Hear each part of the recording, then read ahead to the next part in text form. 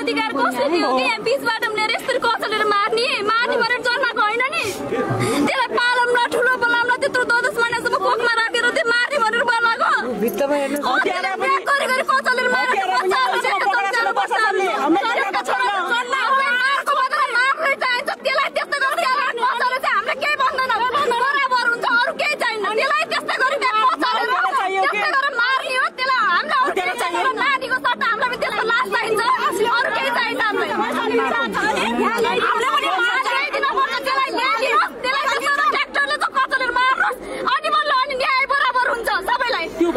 प्रशासनले एकदमै खुकुलो छ। प्रशासन अहिले नेताको कुरा मिलेछ।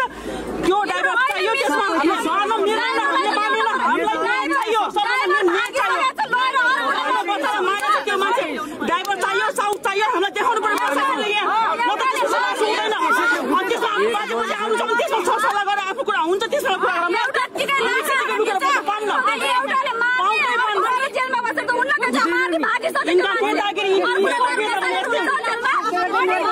देशको लागि कोही पनि छैन।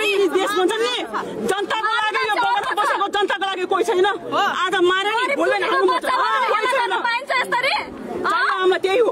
ड्राइभर साहब प्रशासन हुनु भएन। एक नम्बर प्रशासनले गर्दैन, पुलिसले गर्दैन भने दिनले जतिसम्म गरौँ लास हुन भन्न सिन्चाल हालमा बसमा थियो कुरेर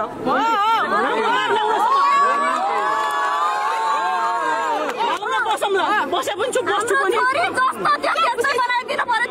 जस्तो दोकानमा किन्न गएको थियो त्यस्तै फर्काइदिएर ल्याइदिनु पर्यो। होइन भने त्यो ड्राइभरलाई पनि यहीँ तुरुन्तै ल्याउनु पर्यो। अनि थाहा हुन्छ त्यो त्यस्तै मार्ने